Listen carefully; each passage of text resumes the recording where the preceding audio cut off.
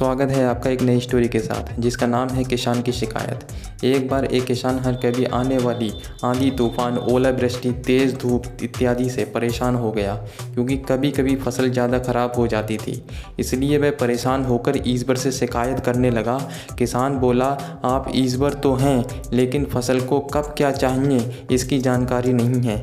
जिसकी ज़रूरत भी नहीं होती वह भी देते रहते हैं।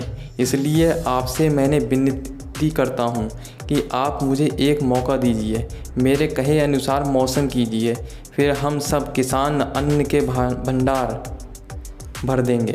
ईश्वर मुस्कुराए और बोले, ठीक है, आज से तुम्हारे अनुसार मौसम रखूँगा। किसान खुश हो गया। किसान ने अगली फसल में गेहूँ की बुवाई की। उसने जब चाहा तब धूप मिली, उसने जब चाहा तब पानी मिला। पानी की तो उसने बिल्कुल कमी नहीं आने दी। आंधी, बाढ़ और तेज़ धूप तो उसने आने ही नहीं दी। समय बीतने पर फसल बड़ी हुई। किसान भी बहुत खुश हुआ कि इस बार शानदार फसल दिख रही है। किसान ने मन ही मन में सोचा कि ईश्वर को अब पता चलेगा कि अच्छी फसल के लिए क्या क्या ज़रूरी है। फालतू में ही किसान को परेशान करते रहते हैं। किसान फसल काटने के लिए खेत पहुंचा। गेहूं के पौधे की बालियों को हाथ लगाया तो उसके पैरों तले ज़मीन खिसक गई। उसने देखा कि किसी भी पौधे की बालियों में एक भी दाना नहीं था।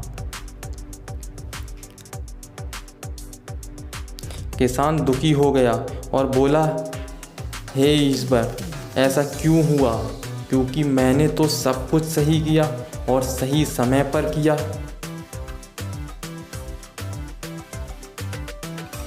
इस पर ईश्वर बोले, हे प्रिय किसान, ऐसा तो होना ही था, क्योंकि तुमने इन पौधों को बिल्कुल भी संघर्ष नहीं करने दिया।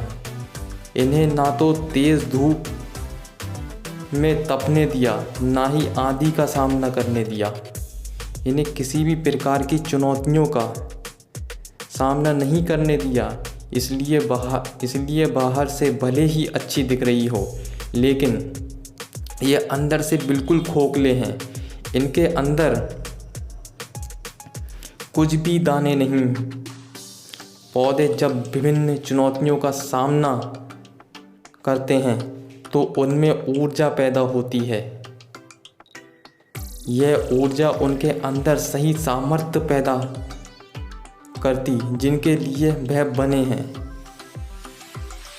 दोस्तों, ठीक इसी प्रकार जब तक इंसान संघर्ष से नहीं गुजरता है, वह आदमी खोखला रह जाता है। जीवन की चुनौतियाँ ही उसके लिए उन्नति के नए रास्ते खोल देती है और आदमी को मजबूत और प्रतिभाशाली बना देती है।